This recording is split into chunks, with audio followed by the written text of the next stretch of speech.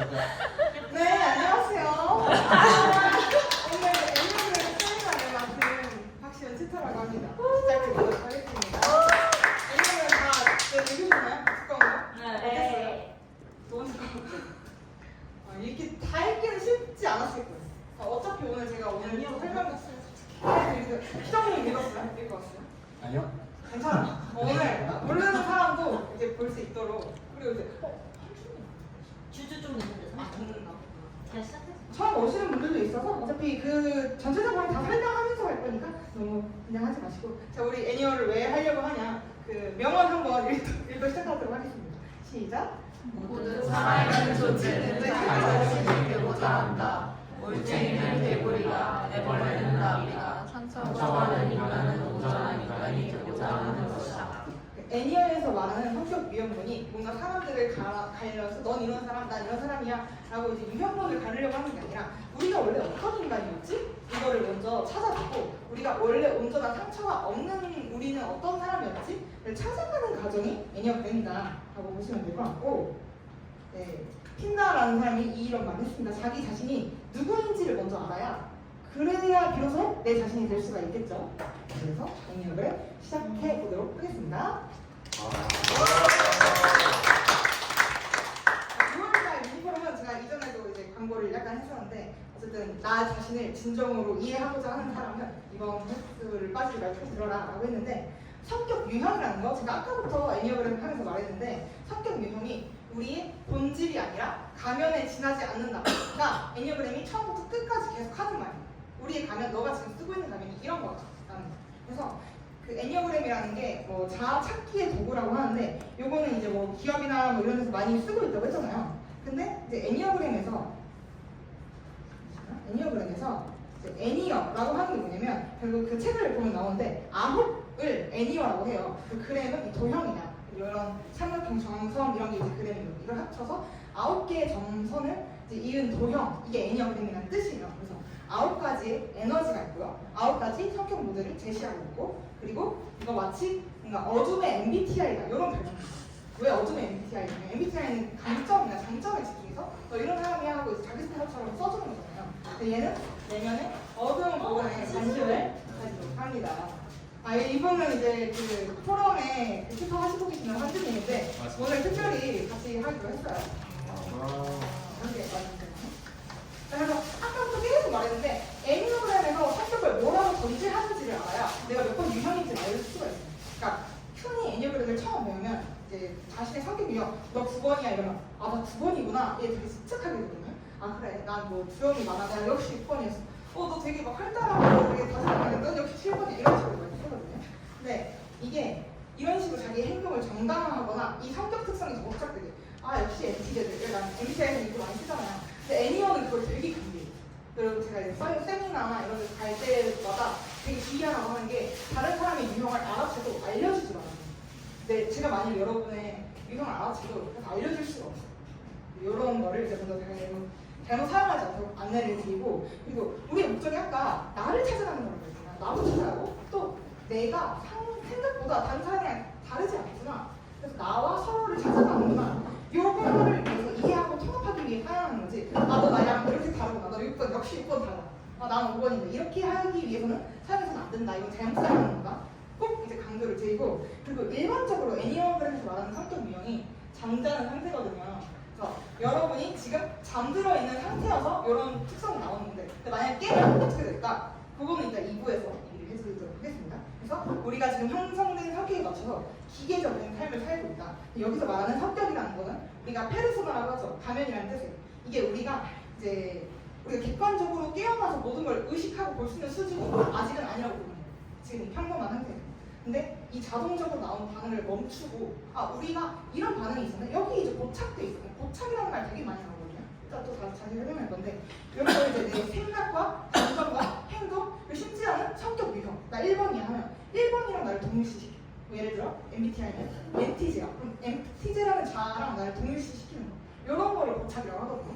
근데 그런 거에서 그 틀을 깨주는 게 애니어그램이다. 다시 강조하지만 몇 번 유형이랑 동의하고 다르면 안 됩니다. 그래서 이거는 좀 자기 수련에 가까운 과정이다 이렇게 생각하면 조금 더 가까울 것 같아요.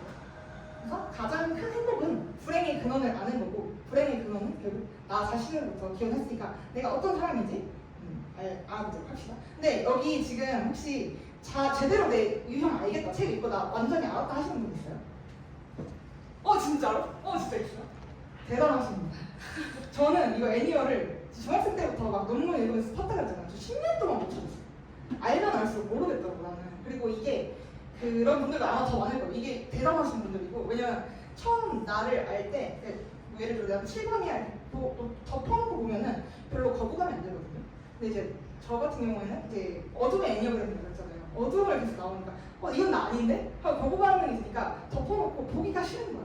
근데 그런 반응이 많거든요. 그래서 지금 주위 사람을 알려드리는데 만약에 잘 찾아보지 못했다. 그리고 현준이 같은 경우는 아직 아예 모르잖아요. 같이 제가 드리는 질문에 대답을 해보고 이제 찾아가 보는데 거기서 중요한 점, 이걸 찾아갈 때 중요한 점을 말씀드릴게요. 아직 뭐 내가 두 유형, 세 유형 중에서 막 헷갈리고 있다 이런 분들. 첫 번째, 아까도 말했지만 남의 번호 알겠어. 연정님은 뭔가 2번 같고 이제 지혜님은 7번 같고 이렇게 말하면 안 돼요. 그 사람이 찾을 수 있도록 그 애니그램이 자기 수련과 통찰의 과정이라고 했잖아요. 타인에 의해서 찾게 되면 그 사람이 통찰을 할 수 있는 기회를 뺏어가 버리게 되는 거죠. 그래서 함부로 발설하지 말기. 그리고 사실 설문지를 통해서 몇 점 나오는데 그걸로 아는 것도 정확하다고 보긴 어려요. 저도 이제 진단을 받았는데 한 10만 원, 15만 원 정도 들어가요. 그것도 정확하다고 보긴 어려요. 그래서 결국에는 계속 수련하면서 그래서 애니어그램이 조금 허들이 높아. 근데 이것만 깨면 재밌으니까 저랑 같이 한번 찾아가봐요. 그리고 두 번째는 뭐에 집중해서 찾아야 되면 내 어둠을 통해서 찾아야 돼요. 어둠을 MBTI라고 했잖아요. 그러니까 나를 발견한다는 게 결국 내가 인정하고 싶지 않은 부분까지 그대로 받아들이는 용기가 필요하다는 거거든요. 그래서 보통은 마지막까지 저도 그랬고 제 어둠에 대해서 저항합니다. 그리고 막 싫어. 뭔가 완충작용이라고 하거든요, 이거를. 그래서 그런 나를 맞이하는 과정이 고통스럽고 거부감이 든다. 그러면 잘 찾아가고 있는 거예요. 그러니까 그게 맞추는 거예요. 그래서 내 어둠을 통해서 조금 더 나의 어떤 면이 그 유형에 어떤 가까울까? 요거에 집중하면 되고 또 아직 헷갈리시는 분들 모티브, 이 내면의 동기, 에너지적 특성이라고 하는데 이거 이따가 설명드릴게요. 이게 뭔지. 성격을 이루는 에너지적 특성 3가지가 있는데 거기서 말하는 모티브를 통해서 찾아야 돼요. 그러니까 내가 이제 어떤 똑같은 행위가 나타나서 NT제도 똑같이 막 이제 뭐 효율을 추구하고 막 이제 티발nom이 이런 짓거리를 해도 왜 그랬느냐에 따라서 달라지거든요. 내 내면에 따라서 내가 어떤 거를 중점적으로 이렇게 하지? 내 초점을 내 동기에 주고 찾아보세요. 그리고 그거 많이 보세요. 나 어렸을 때는 뭐 8번인 것 같은데 지금은 7번인 것 같다. 그렇게는 사실 되지 않습니다. 그러니까 애니어그램에서 말하는 거는 애니어가 하나로 고착돼 있고 이게 이제 나에게 뭐 혹은 나의 발전 방향, 뭐 후퇴 방향에 따라서 내가 발현되는 게 달라질 뿐이지 처음 우리가 성격이 어린 시절에 형성되고 나면 이게 바뀌어지지 않는다고 하잖아요. 심리학적으로. 그런 거랑 마찬가지로 이게 내가 어떤 유형에서 바로 다른 유형으로 바뀌었다는 안 돼요. 이게 배우다 보면은 다 연결돼 있어서 이게 왜 달라지지 않는다고 하는 걸 알게 될 거죠. 같이 뭐 이게 좀 MBTI처럼 수시로 변하거나 이런 게 아니라 좀 일생 동안 그 번호는 정해지지 않는데 다만 내가 어떤 걸 경험했을지, 내가 어떤 성숙도가 있는지, 내 날개가 뭔지 이런 거에 따라서 다른 유형의 성질을 좀 더 사용하게 된다. 이렇게 보시면 되고 자 본격적으로 찾아가 봅시다. 아마 책을 읽으신 분들 이거 한번 해보셨을 거예요. 그 애니어그램 테스트 안에 점수로 막 표 매기는 것도 있고 그럼 나는 뭐 3번도 막 8번도 남는 것 같은데 뭐 주간 절수 있는 거 아닌가? 뭐 이렇게 생각할 수도 있고 뭔가 이게 막 헷갈린다고 생각하는 사람이 많은데 이게 애니어그램이 되게 역동성이 애니어그램의 또 특징이거든요. 막 움직여. 내 에너지적 특성이 움직여. 그렇다 보니까 내가 3번이면서 8번이고 동시에 가지고 있을 수는 없어요. 이것도 일단 설명할 건데 이제 다 서로 연결돼 있다고 했잖아요. 그래서 내가 이제 만약에 내가 2번인데 뭐 3번인 거 같고 또 8번인 거 같으면 내가 날개로서 3번의 특성이 나오는 건지 아니면 내가 뭔가 발전 방향으로 8번을 가고 있는 뭐 이런 거를 생각해 봐야 돼서 그런 거랑 같이 종합해서 보면 오늘 좀 그래도 찾는 데 도움이 되지 않을까. 그래서 이게 사실 이렇게 해도 다 정확히 알기 힘들다고 했잖아요. 근데 이제 책에도 나오지만 리스토 허드슨이라는 사람들이 2가지 질문, 너가 두 가지만 정확하게 답할 수 있으면 제대로 찾을 수 있거든요. 요거 같이 해봅시다. 안녕하세요. 가장 간단하지만 가장 활용할 가치가 있는 테스트라고 여기서 오는데 아마 책을 읽으신 분들은 같이 따라하면 했을 거예요. 제가 도와드릴 테니까 정확하게 답한다는 게 뭐 어려워요. 하지만 제가 도와드리면 한번 해봅시다. 자, 9가지 유형 중에서 나를 찾아가 봅니다. 일단 처음은. 자, 근데 제가 이제 말할 건데 뭐 어떤 뭐 심리 테스트처럼 A 유형, B 유형 이렇게 말할 건데 여러분의 태도와 평소 행동을 잘 반영한다고 여겨지는 진술을 하나씩 골라주면 됩니다. 근데 그 진술에 뭐 내가 A 타입이면 100% 동의해야 되는 건 아니에요. 근데 전체적인 맥락이나 뭐 80, 90% 정도 뭐 이런 전반적인 경향과 철학에 동의한다? 그럼 그걸 선택하면 됩니다. 그리고 어떤 한마디 말이나 뭐 구문 때문에 그거를 뭐 거부할 필요는 없어요. 그리고 세 번째, 지나치게 많이 분석하지 마세요. 그냥 직관적으로. 자, 해봅니다. 이제 한준님 같은 경우는 처음 해볼 텐데, 자, 이제 이거 먼저 질문 드리도록 하겠습니다. 자, 이거는 자아와 에고를 사회적으로 처리하는 방식이 어떻냐를 구분하는 건데, 지금 나는, 여러분은 사람들이 많이 모여있는 방에 들어갈 거예요. 이때 나의 자연스러운 반응이나 생각에 가장 가까운 걸 골라보세요. 여러분 뭐 메모를 할 거면 메모를 하시면 됩니다. 자, 이 선택하기 전에 제가 좀 부연 설명을 드리면 최소 막 이렇게 20명 정도 이상 이상한 사람을 해서 내가 다 처음 보는 거야. 그래서 나랑 좀 비슷한 나이대와 비슷한 환경이죠. 그런 사람들이 오는데 다만 다니엘 같은 교장이나 저처럼 진행하는 사람이 없어요. 다 동등한 위치에서 딱 문을 열고 들어갔는데 그 상황에서 나는 어떻게 하면 보통 이제 학기가 바뀌면 새 교실에 들어가잖아요. 그런 상황에서 나 어떻게 하냐? 자, 여러분이 하고 싶다는 거 그러면 안 됩니다. 진짜 내가 하는 걸 골라야 돼요. A. 나대는 애들 주세요. 나서는 애들. 그냥 어떤 애들이면 이렇게 생각해요. 나는 여기서 좀 중요하다고. 내가 좀 관심을 받아야 되고 내가 좀 중심이었으면 좋겠어. 그래서 내가 여기 이제 왔으니까 뭔가 달라질까, 뭔가 일어날 거야 라고 생각하는 애들 있어요.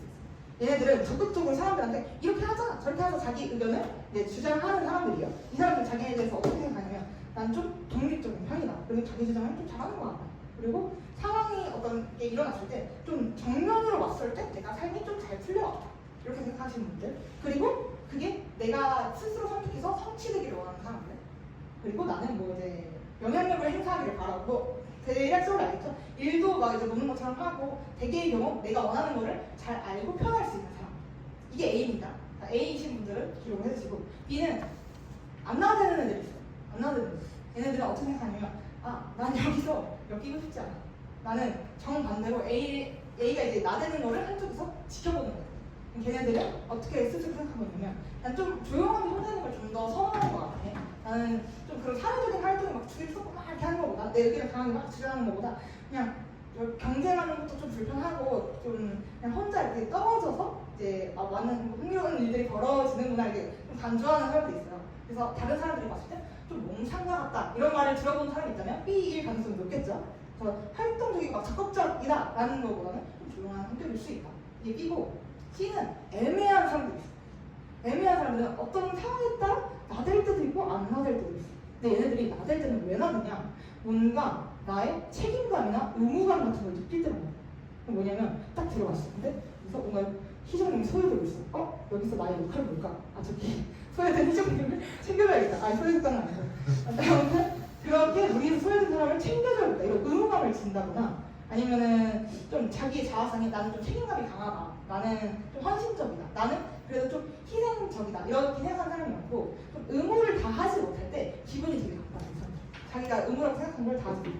그래서 그렇게 하는 거거든요. 그래서 내가 필요할 때, 너네들이 필요할 때 내가 여기 그 자리에 있어 라는 걸 다른 사람들이 내 존재를 알아주시면 되고 내가 너네를 도와줄 거라는 거를. 그리고 그런 다른 사람들을 주변 사람들을 위해서 최선을 다하는 사람들, 알아주든 알아주지 않든 A, B보다는 희생을 많이 하는 상대적으로 그런 사람들이 많아요. 그리고 좀 그러다 보니 다른 사람들 챙기느라 내 일을 뒷전으로 많이 미루는 경우도 많고. 자, 여기까지 대략 감을 잡았죠? 자, 전반적으로 정리했으면 다음으로 넘어가겠습니다. 이것도 마찬가지로 그러고 싶은 거 말고 내가 정확히 어땠는지를 보면 돼요. 자, 이거는 이따 설명할 하모니 그룹으로 나누는 건데 대처 방식에 대한 부분이 내가 원하는 걸 얻지 못할 때 스트레스 상황이죠. 그럴 때 우리의 성격이 어떻게 이 실망과 상실을 겪냐. 자, 나한테 어떤 문제가 생겼습니다. 이때 나의 생각에 가장 가까운 걸 골라보세요. 자, 여기서 얘기하는 문제는 엄마가 죽었어 이런 엄청난 사건 말고 그냥 누구나 흔히 있는 내가 뭐 학생이면 뭐 성적이 떨어졌어 애들이랑 싸웠어 뭐 이런 정도. 내가 엄마면 애기가 너무 울어서 밤 잠을 못 자. 이런 그냥 흔히 있을 수 있는 스트레스 상황에 Y 감정 반응 그룹이라고 하는데 얘는 밤에 자고 나이가 또 울고 진짜 어떻게 떨어져 짜증나 이렇게 하는 애들이 있어. 얘네들은 감정을 드러내면서 그 드러냄을 통해서 이제 자기의 문제를 풀려고 하는 사람들이. 그래서 화가 났다거나 슬프다거나 괴롭다는 걸 적극적으로 표출을 해요. 그 다음에 이제 자기 스스로 어떻게 생각하냐면 나는 대부분의 상황에 다른 사람보다 상대적인 겁니다. 상대적으로 좀 강하게 반응하는 것 같다. 강한 감정을 갖는 것 같다. 그리고 다른 사람들보다 상대적으로 좀 불만이 많다고 생각한다, 사람들이. 그리고 이제 내 감정을 억제하지만 남들이 생각하는 것보다 나는 좀 더 민감한 걸 가지고 있다. 그래서 사람들 관계 있을 때 내가 뭔가 이제 스트레스를 받잖아? 그러면 같이 공감해 주기를 바래. 내가 화가 났거나 뭐 그거에 대해 반응하고 같이 해결해 주기를 바라는 사람들. 자, 요 사람들이 Y고, 근데 반대로 T발놈들이 있어. 얘네는 이제 감정을 억누르거나 배제를 해버리는 사람들이 있어. 얘네들은 어떻게 해결하지? 해결의 방법을 찾아보자. 이런 애들이 있는데, 자, 얘네들은 감정을 끌고 오히려 차분해져요. 스트레스를 안 하죠. 그래서 아까 어떻게 여보 짜증나 애 떨어 이러면은 그러면 우리 3시간씩 교대하면서 자볼까? 이러면서 바로 해결책을 내놓는 사람들 있잖아요. 그래서 엄마 뭐 옆에서 감정 표현하는 엄마가 있으면 전혀 다른 반응은 아빠. 이런 이미지. 그래서 뭔가 완전히 감정을 배제하고 해결책을 찾으려 해요. 우리 차라리 어떻게 할까? 뭐 이런 식으로. 그래서 스스로를 어떻게 생각하냐면 난 좀 논리적인 것 같다. 난 좀 스스로를 통제하는 다른 사람보다 좀 감정을 잘 컨트롤하는 것 같다. 그래서 효율적으로 완벽하게 일을 처리하는 걸 좋아하고 개인적인 갈등이 있을 때 거기서 좀 감정을 배제하고 안 끼어들게끔 하는 사람들이 많아.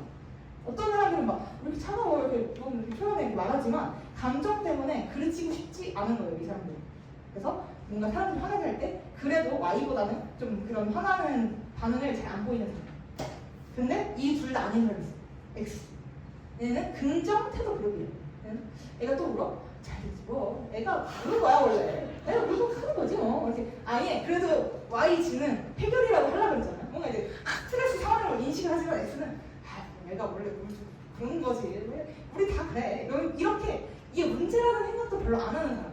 상대적으로 이제 사람들한테 넌 걱정 같은 게 없는 사람이구나 이런 말을 들었다면은 이제 X의 가능성이 높아요. 그래서 얘네들은 스스로 어떻게 생각하냐면 난 좀 긍정적인 거, 사람들에 비해서 좀 낙천적인 성향인 것 같다. 대부분 그래도 결과적으로 봤을 때 나도 유리한 방향으로 풀려왔지 않았나? 그리고 나는 이제 뭔가 사람들이 나처럼 긍정적이고 낙천적으로 좀 행복하게 해줬으면 좋겠다. 그래서 나도 나의 이런 낙천적인 걸 다른 사람한테 좀 나누고 야 괜찮아 이런 식으로 하는 사람이 많아요. 왜냐하면 이렇게 보이길 원하는 거예요. 그 X 같은 경우. 그래서 항상 긍정적으로 보여지고자 노력하기 때문에 그래서 내 문제를 좀 다루는 거를 좀 뒤로 하고 Y나 Z는 그래도 Y 바로 감정 표출. 그리고 Z는 어떻게 해결하지? 하지만 X는 문제라고 생각 안 한다는 거죠. 조금 미뤄주기도 해요. 자 여기까지. 감을 잡으시나요? 네. 오케이. 결과를 발표하겠습니다. 다 적으셨죠? X, Y, Z. 결과. 자, 결과는 AX가 나오신 분. AX가 나오신 분. 근데 이게 또 안내할 게 있는데 여기서 내가 정확하게 답했다고 보기 어렵거든요. 그래서 여기서 여러 가지가 나왔다. 뭐 내가 X인 것 같기도 하고 Y인 것 같기도 한데 그럼 둘 다 적어보세요. 제가 설명을 듣고 또 깊게 알려드릴 테니까 거기서 찾아가시면 돼요. AX 나오신 분 있어요? 이게 처음 애니어그램 세미나 하면은 제일 많이 나오는 게 7번 유형이거든요. 왜냐면 좀 회피하고 이제 겉으로 드러내놓고 이걸 바라보기가 사람들이 상대적으로 쉽기 때문에 이게 없다니 신기합니다.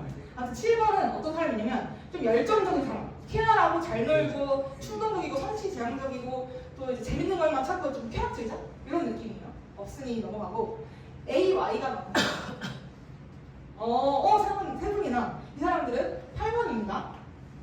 도전하는 사람이에요. 약간 이제 보스 기질도 있고 좀 이제 자신감도 있고 결단력도 있고 좀 남을 지배하려는 성향도 있고 그래서 좀 터프한 사람, 싸움을 잘하는 사람 도전자라고 왜 하냐면 지보다 강한 애를 찾아다녀요. 지보다 강한 애한테 맨날 도전을 해. 걔를 이겨? 그러면 또 다른 강한 애를 찾아다녀. 계속 도전해. 그래서 강한 애가 없어지면 보스가 돼요. 그래서 8번을 보스라고 합니다. 자, AZ 있나요? AZ? AZ 3번은 성취하는 사람, 적응을 잘하고 야망이 있고 좀 이제 자신의 이미지를 주입하는 사람들 그리고 잘 나가는 사람들이 대체로 3번에 맞습니다. 그리고 일 잘하는 사람, 실용주의자 이렇게 나와요. 위대한 대칭, 이따 사진이 있는데 위대한 대칭을 전형적으로는 3번으로 봐요. 그런 이미지예요. 자, BX 있나요? BX가 또 없어요? 진짜 신기하다.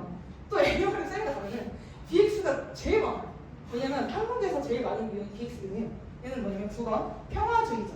갈등을 싫어요. 그리고 수용적이고 다른 사람들을 좀 편안하게 해주고 대체로 이제 사람들이 좀 선호하는 유형이에요. 스스로 만족하고 좀 순한 사람, 편한 거 좋아하는 사람, 비참이스, 평화주의자 이런 사람이에요. 자, BY입니다.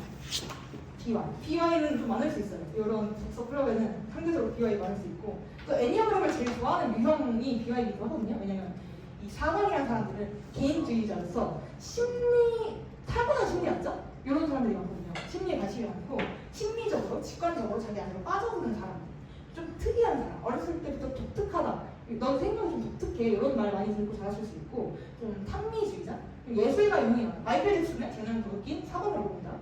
자, 5번 BZ인 사람이에요. 5 BZ도 4번이랑 결을 나란히 하는데 얘는 이제 4번은 예술적으로 갔다면 얘네는 좀 공부 잘하는 탐구적인 영역, 탐구자라고 지각적인 면이 뛰어나요.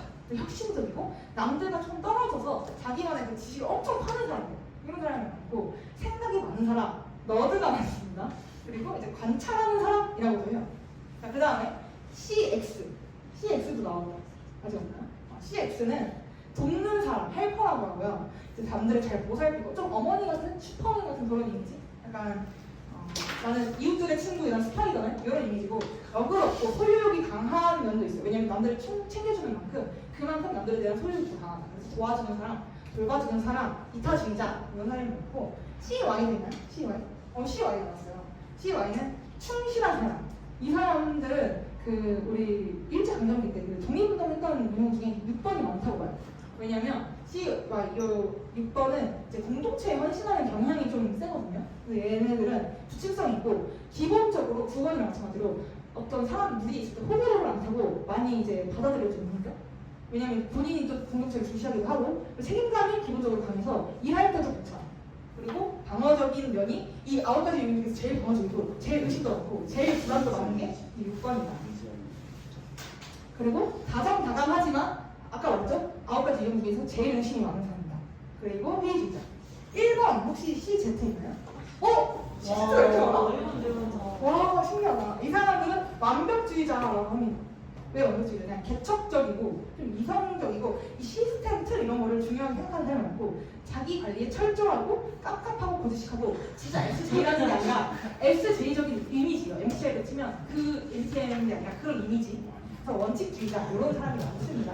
근데 이거 원래 자기 유형 알려면 나에게 발전 방향 이런 거 다 알아야 돼서 이게 아닐 수도 있어요. 그래서 전체적으로 다 내 번호를 알려면 9가지를 다 이해해야 되거든요. 그래서 나도 알고 다른 번호와의 관계도 알고 이렇게 하면서 자, 찾아가 봅시다. 유형을 설명해드리겠습니다. 자, 성격이라는 거 애니어그램에서 성격이 만들어지는 근본 원리가 이거예요. 감정, 사고, 본능 이 세 개가 애니어그램에서 말하는 성격이 만들어지는 근본 원리. 요거를 이해해야 요거 바탕에서 다 얹어지는 거거든요. 그래서 여기 제일 중요하니까 요거를 한번 이해해 봅시다. 이거는 이제 내가 무의식에 자리 잡은 내가 고착됐다고 했죠. 내가 집착하고 있는 내가 붙들고 안 붙고 있는 게 뭔가를 보는 거거든요. 기본적으로 애니어 유형은 요 세 개 중에 내가 고착된 게 뭔가를 찾아보면 돼요. 자, 세 개의 그룹이 있어요.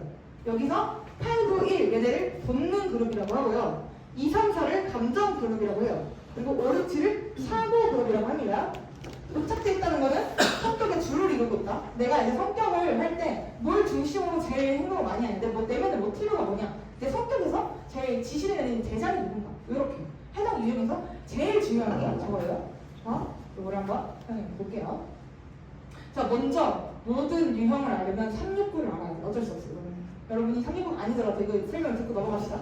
369가 모든 애니어그램의 기본이거든요. 그래서 이 고착되고 고립되는 게 동일한 게 369예요. 근데 여기서 파생된 게 나머지 유형이다라고 보고 있는데 3번 유형 아까 이성적이고 이제 그렇게 나왔죠. 이성적이고 이제 약간 성공하는 사람 성취주의자. 이 사람들 NTJ 유형 많거든요. 한 번에 이 사람들 감정 중심 유형 보이나요? 전혀 아니고 아마 전혀 아니고 이게 아이러니해요. 가슴 유형이긴 한데 그렇게 감정이 풍부해 보이진 않아. 그리고 뭐 6번도 사고 유형인데 그렇게 또 이렇게 사고가 풍부해 보이진 않아. 아니 멍청하다는 게 아니라 이렇게 보여요. 그리고 본능 유형 9번도 아까 되게 평온한 사람? 이런 사람, 이 사람이 왜 본능형? 힘이 중심되거든요. 본능형. 왜 이렇게 보이지? 하는데 고착되는 게 가장 고립되어 있기 때문이에요. 가장 중점을 이루는 게 가장 성격에서 왕따를 이루고 있기 때문에. 자, 이건데 한 번씩 설명을 드려보도록 하겠습니다. 369. 자, 일단 6번이랑 9번은 좀 약간 6번이랑 3번은 하고 9번은 없는 것 같으니까 대충 넘어갈게요. 369는 고착이라고 그랬더니 뭐 동의하다고 했어요. 가장 아이러니한 게 얘는 369예요. 그래서 3번 유형을 보면 약간 이런 이미지. 인정받고 싶기 때문에 감정을 배제하고 이에 전념하는 사람이야. 나 목표가 이 사람이야. 그걸 이렇게 위해서 나 이런 태어나. 이런 게 이제 3번이고 이제 감정이 하는데 감정이 안 풍부해요. 왜냐하면 감정이 아까 여기서 감정이 따로 분리돼 있고 여기 머리 본능, 사회 본능으로만 해요. 그래서 얘네들은 떠오르면 바로 행동하는 사람들이야. 그런 게 3번 유형이 많고 가슴 감정이나 이런 거를 직관적으로 안 합니다. 그리고 이제 여기 사고 본능으로 행동한다고 했잖아요. 이거를 기능이라고요. 게임이나 이런 거에서 제가 많이 사용하는 현실적인 게임에 익숙한 사람들. 6번은 머리형이긴 한데 아까 말했죠. 생각이 그렇게 많아 보이지는 않는다고. 왜냐하면 사고가 분리되어 있어요. 감정이랑 본능으로 연결되어 있는데 우리 본능이라는 거 그 사자, 우리 이런 애들 보면은 본능적으로 이제 감정을 다루고 얘네도 화가 내거든요. 사실 얘네들도 감정과 본능이 연결돼서 그 무리를 중시해요. 그래서 감정이랑 본능이 연결되는 걸 연대감이라고 합니다. 얘네한테 중요한 키워드는 연대감. 그래서 이 부분을 연대감, 의무라고 할 때 의무감을 통해서 연대감을 만들어내는. 아까 MBTI에서 T와 비슷한 사고형이라고 했는데 흔히 말하는 소외스럽지 않고 동료애가 있고 좀 의리파 이미지 그런 이유예요. 그래서 함께 있을 때도 생각해보면 그렇게 뭐 생각 많아 보이지 않아요. 하지만 이거는 이제 자연스럽게 알면 얘는 생각 진짜 많구나 하는 걸 좀 알고 난 다음에 알고 있고 9번은 본능형이긴 한데 뭐 나눠져 있어. 마찬가지로 얘는 사고랑 감정이 연결돼 있고 본능이 따로 떨어져 있거든요. 그거를 101번이라고 해요. 사고랑 감정이 연결돼 있어. 왜냐면 본능은 어쨌든 내가 현실을 존재하기 때문에 욕구를 느끼는 거잖아. 본능이 떨어져 있어. 그럼 어떻게 해? 그냥 내 생각으로서만 공상, 약간 MBTI N적인 이미지, 진짜 N이라는 건 아니고 그냥 N적인 이미지, 일종의 가상세계에서 살아가는 사람이 많다. 이렇게 간단하게 그거는 넘어가고. 자, 이게 6차 유형이에요. 여기 369를 제외한 나머지가 여기서 369에서 파생된 애들인데 얘네들은 사고, 본능, 감정형에 속하면 그게 뚜렷하게 나타나요. 얘 누가 봐도 감정형이다. 얘 누가 봐도 사고형이다. 얘 누가 봐도 본능형이다. 그래서 가장 힘센 기능이 내 성격을 이루고 있는 가장 힘센 기능이 모습을 드러내고 1차 유형보다는 이해하기가 아마 쉬울 거예요. 하나씩 설명을 해볼게요. 본능형이신 분, 지금 본능형으로 나오시는 분. 여기, 세 번이시구나. 아까 1번 먼저 왔어요? 1번도 본능형. 본능형이신 분은 이들한테 있어서 제일 중요한 동기가 뭐냐면 본능이에요. 본능이라고 하면 약간 성욕, 수면욕, 뭐 식욕 이런 거 생각하죠. 그것도 물론 맞습니다. 근데 여기서 말하는 본능은 힘이랑 관련돼 있어요. 이들의 관심사가 뭐냐면 환경에 저항하고 환경을 통제하는 것. 그래서 이들한테 중요한 키워드는 자치권, 생존 이런 문제예요. 그래서 걔들이 본능적으로 자기 영역 표시를 하잖아. 그걸 왜 하냐면 그게 본능인 거예요. 자기 영역을 지키려는 거. 그렇게 이해하면 쉽고 이들한테는 누구한테도 터치받고 싶지 않아 하는 나만의 영역이 있어요. 그래서 아마 어릴 때 잘 모르지만 아마 어릴 때 그 자아를 개발할 때 충분한 공간이 있어야 되거든요. 애기들도 성격이 형성되기 시작할 무렵에. 근데 무의식적으로 나의 뭔가 자주권을 뭐 엄마가 너무 간섭했다든지 뭐 이런 식으로 너무 자기만의 공간을 가지지 못했다고 느꼈을 때 그게 고착돼서 본능형이 되는 경우가 많습니다. 그래서 커도 실제로 위협이 없는데도 나만의 개인적인 공간을 보호할 필요성을 느끼는 게 본능형입니다. 그래서 현실에 대한 저항을 유지하는 데 관심을 둔다고 했죠. 그래서 공격과 억압과 관련된 문제를 갖는 경우가 있어요. 현실에 저항하려고 하잖아요. 그러면 자연스럽게 분노를 막 표출하게 됩니다. 그래서 자아를 강화하는 행동이 밑바탕에는 얘네들은 분노가 가득해. 이 본능형이 제일 다뤄야 되는 거는 분노예요. 분노만 잘 컨트롤해도 여러분은 삶에서 그렇게 큰 위기를 겪을 일은 없을 거예요. 그래서 이 현실에 저항하기 위해서 어떻게 분노를 표출하냐 요거에 따라 다른데 8번으로 나오시는 분 같은 경우 분노 다 외부로 표출합니다. 자아의 그 경계가 외부에 초점이 맞춰져 있어서 세상을 향해서 다 분노를 표출해. 그래서 상처를 입을수록 아무도 나를 상처 못 해. 아무도 나를 상처 못 입게 하고 더 세 보이게 해. 근데 조금 외곽 내유형이 많아요. 왜냐면 에너지를 밖으로 내보내서 방어벽을 쌓는 거거든요. 진짜 내가 단단한 게 아니라 그렇게 겉으로 해야 나를 안 괴롭히니까. 그래서 분노가 일어나는 대로 행동하는 사람들이 많다. 그래서 뭐냐면 내가 1번 한 거 많은데 1번도 설명을 드리면 1번은 내면의 경계를 유지하기 위해 내부에 훨씬 더 많이 추적해요. 이게 무슨 말이냐. 내 내면에 분노가 많은 걸 무의식적으로 알아. 그래서 이거를 신뢰할 수 없잖아요. 이런 본능이라는 감각은 신뢰할 수 없고 인정할 수 없고 그리고 완벽주의자라고 했잖아요. 근데 이게 나를 불안하게 만들어. 완벽이랑 멀어지죠. 그래서 자기를 방어할 필요를 내 스스로 느끼고 무의식적인 충격을 억압해요. 얘네들이 많이 쓰는 방어 기제가 보통 억압이 관계되어 있습니다. 그래서 나는 그 감정, 나 그 충격 원하지 않아. 이렇게 억압하는 사람이 많고 두 번은 둘 다 외부로도 이제 에너지를 분노를 표출하고 내부로도 분노를 표출해서 그 분노가 있을 때 그걸 부인하면서도 그 외부로서도 이제 나의 평화를 우선을 무시하려고 하기 때문에 에너지를 계속 압박으로 쓰죠. 그러다 보니까 에너지가 현실을 살아갈 게 없어서 그래서 귀찮은 짓을 합니다. 그래서 약간 나무가 이렇게 와, 저 나무 사과 맛있겠다. 그래서 한 발짝을 딱 가고 포지션에서 한 발짝 손 내밀면 되는데 아, 저 먹을 거 얼마나 좋을까? 이렇게 하는 애들 그냥 배고프다 이렇게 하는 애들 미쳐나요. 그래서 이런 게 본능형이다. 자, 감정 중심형, 가슴형 얘네들은 굳이 표현하자면 그렇다는 게 아니라 F 이미지라고 생각하면 돼요. 그 감정이랑 F잖아요. 네, 그 행동을 하는 모티브 뿌리가 정의라는 건데 감정의 뿌리가 뭐예요 사실? 나 혼자 있으면 막 여러 감정이 들어요? 사실 잘 안 들어. 타인과의 관계에서 이제 상호작용하면서 감정이 생기는 거거든요. 근데 얘네들은 타인과의 관계에서 상호작용하면서 생기는 자아 이미지가 모티브예요. 타인과의 관계에서 불러일으켜지는 자기 이미지, 요거에 집착하는 사람들. 그래서 자기 이미지에 사로잡혀 있는 사람들이야. 거짓된, 자기가 만들어낸 가정들, 요런 자아에 부착되어 있다. 이렇게 보시면 되고, 이들은 어떤 게 문제냐? 정체성. 아까 본능형은 자주성, 뭐 자치권 이런 거 있잖아요. 얘들은 정체성, 그리고 적대감으로 가려면 문제가 있어요. 정체성은 난 누구지? 이런 거고, 적대감은 내가 원하는 방식대로 어렸을 때 방법을 안 살아내는 거예요. 그러면 그 상대에 대한 내면적인, 그러니까 엄마니까 자꾸 처리를 못하는데 내면적인 미움을 가지고 있게 되거든요. 근데 이게 내가 남친을 만나든 뭐 여친을 만나든 가까운 사람한테 이 적대감을 항상 가지고 있을 수 있어요. 그래서 이걸 심리학적인 용어로 나르시스적인 상처 이렇게 말해요. 그래서 왜 그러냐면 어릴 때부터 진정한 자신이 가치 있게 여겨지지 않을 거다 이렇게 생각하는 경우가 진짜요. 그래서 누구나 그렇지만 감정형은 특히 다른 사람한테 진정한 자신을 보이는 걸 더 어려워해요. 이 사람들은 뭔가 자기 모든 걸 말하고 내면을 보여주면 공허하고 뭔가 내 가치 없는 존재인 걸 이 사람이 알아버리지 않을까?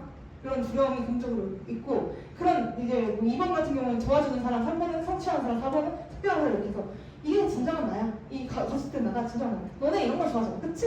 이렇게 말하는 게 감정입니다. 틀리셨나요? 이제 자기를 위장된 이미지로 대체하는 거. 그래서 자기의 성격과 동일시하면 할수록 내면 깊은 곳에 있는 진정한 자아는 어떻게 돼요? 외면받겠죠.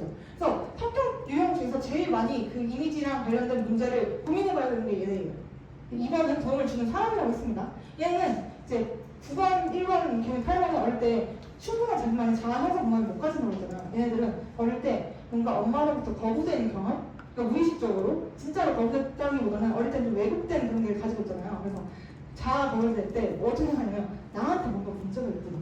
그 결과 나를 방어하기 위해서 그 수치심이 그 밑바탕에 다 깔려있거든요. 그 본능형은 분노, 가슴형은 수치심이 근본이에요. 그래서 수치심으로부터 나를 어떻게 보호하지에 따라 2번은 도움을 주는 사람. 아, 내가 문제가 있으니까 다른 사람들을 도와줌으로써 내 가치를 찾아야겠다. 다른 사람들이 나를 필요로 하는 거. 그런 걸 보면서 자기의 가치를 찾는 사람. 그리고 원래 자기가 받고 싶은 걸 주잖아요. 그런 사람은. 이번도 사실 자기가 받고 싶기 때문에 이렇게 챙겨주는 거거든요. 친절, 도움, 선의를 많이 받고. 그리고 다른 사람한테 그렇게 에너지를 쏟다 보니까 자신의 감정이 내가 나한테 말하는 걸 이해하는 게 어려워요. 다른 사람의 감정을 잘 챙기면서 내 감정은 좀 뒤로 물러놓고 잘 못 느껴. 그런 사람들이 많고 또 이제 내가 막 챙겨주잖아. 근데 감사를 안 표현한다? 그럴 때 적대감이 생겨. 하지만 이제 어때요? 헬퍼죠? 도와주려 하죠? 숨기고 또 이제 그걸 내면으로 이제 계속 숨기려고. 여기 2번, 3번은 유능한 사람이라 했어요. NTG 같은 이미지.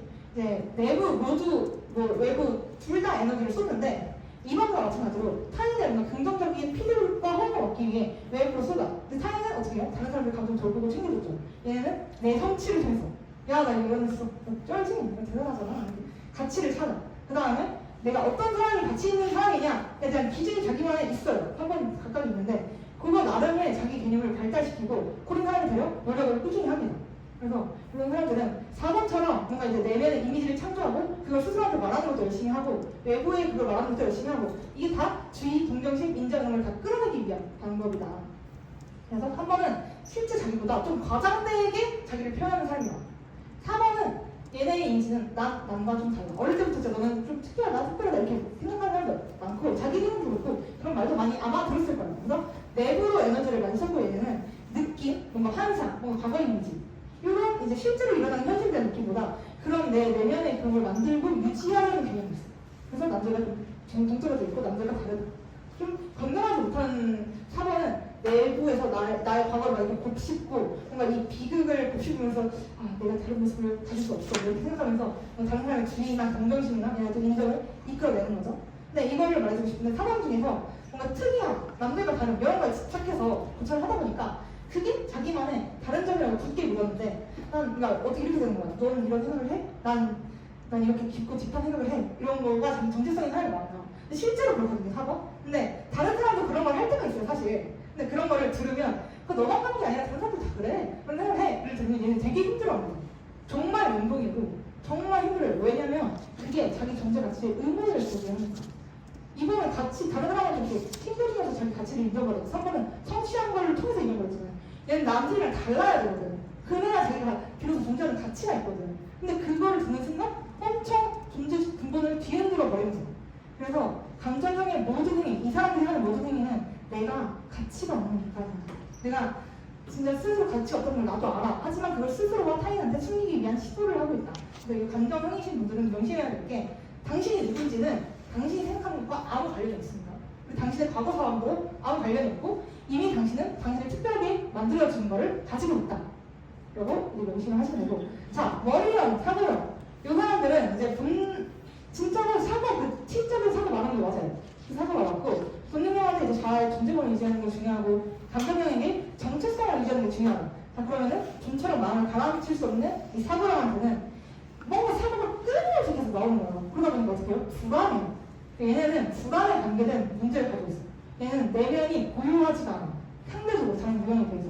그래서 내면의 안내, 지원 이런 거에 대한 신뢰를 찾고 좀 끊임없이 제잘거리는 이 마음 상자를 어떻게 다룰까 이런 게 이제 문제인데 얘들은 생각을 하잖아요. 생각을 멈추기를 되게 어려워하는 사람들. 성격이 형성되기 시작했을 때 사고형들 같은 경우는 뭔가 진짜로 뭐 엄마 아빠가 그랬다는 게 아니라 내가 느끼기에 내가 의식적으로 느끼기에 엄마로부터 아빠로부터 충분한 인내와 지원이 부족했다라고 생각하는 사람들이에요. 그게 의식적으로 큰 트라우마. 그래서 좀 분리 불안에 관계된 문제를 겪는 사람이 많다. 그래서 그 엄마에 대한 의존을 극복하려고 그게 사고형의 전략을 발달한 거거든요. 그래서 애들의 관심사는 불안으로부터 어떻게 벗어날까? 여기 전략을 발달했는데 5번은 내부로 삶을 이제 움츠러져. 외부 세계 너무 위험해. 불안해. 그러니까 내면으로 파고들어. 그래서 내가 너무 아직 약하고 충분하지 않기 때문에 외부 세상에서 아직 안전하게 있을 수 없겠다. 이렇게 생각하는 경우가 많고 그 다음에 이제 자기한테 유일하게 안전한 방법은 내 내면이었던 거야. 그래서 내면으로 도망치고 이제 아직 세상에 나갈 준비가 될 때까지 뭔가 자꾸 쌓아요. 기본적으로 아마 이분들은 강점 중에 그 수집? 이거 있을 경우가 많아요. 그게 지식이면 지식을 축적하는 게 되는 거고 우표면 우표 수집하면 되는 거고 뭐 이런 식으로. 그래서 완전히 뭔가를 쌓아두고 그거에서 안전함을 얻으려는 사람들. 7번은 내면의 두려움이 내가 이미 두려움이 많다는 걸 나도 무의식적으로 알아서 이걸 보기가 어려워요. 그래서 외부를 회피하는 거예요. 외부를 회피하고 아주 예상적이고 아주 몰합적이어서 이 사람들이 불안이 많다고? 이렇게 보이는데 사실은 내면이 제일 불안해서 계속 뭔가 일을 버리고 그 일에 대한 활동이 기대 속으로 도망치는 거예요.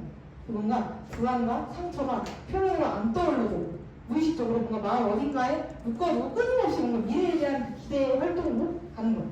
그래서 뭔가 어머니의 보살핌을 안 받았다고 느꼈을 때 뭔가 끊임없이 추구해서 그 두려움으로부터 벗어나고자 해서 발달된 게 7번이고 6번은 아까 이제 선생님이 그게 나왔는데 내면과 내면 다 불안해. 내 내면에 불안하고 외부 세상이 너무 위험하고 불안해. 그래서 계속 왔다 갔다 도망가요. 내면 불안해가지고 외부로 갔다가 외부에 이제 막 사람들이 욕을 해 나한테 막 갈등이 또 내면으로 들어와. 이래서 감정이 막 겁먹고 막 주의와 에너지를 계속 이렇게 왔다 갔다 하기 때문에 얘네들은 처음 이제 그 분리하기 시작하는 단계에서 뭔가 보살핌, 위험 이런 거에서 안전에 대해서 지원과 안내를 해주는 아버지의 역할 요거를 좀 상실한 경우가 많아요. 진짜로 아빠가 뭐 그런 쓰레기다 이런 게 아니라 실제 내가 느끼기에 어릴 때는 이제 외국도 있잖아요. 그래서 내가 느끼기에 아버지의 역할이 충분치 않았다고 하는 경우 분리불안을 겪을 때 보통 아빠의 역할이 진짜 중요하거든요. 근데 그 아버지의 역할이 충분하지 않은 경우에 사고형이 돼요. 그래서 아버지와 같은 6번은 생각이 너무 많아서 내 생각을 또 의심하고 5번도 마찬가지로 내 생각을 또 의심하고 내 생각을 또 의심하는 그 생각을 의심하는 애들인데 얘네들은 강하고 신뢰할 수 있는 권위 있는 사람을 찾아요. 아버지 같은 사람을 외부에서 찾는 거죠. 그래서 내면에 잃어버린 아내를 보충해주고자 하는 그런 욕구가 있다. 그래서 독립하려고 하는데 어머니로부터 분리하고 독립하려고 또 우선할 대상을 찾아. 이런 아이러니를 가지고 있다. 자, 여기까지 일단 1부를 마무리하고 제가 빙수 재료를 안 샀거든요.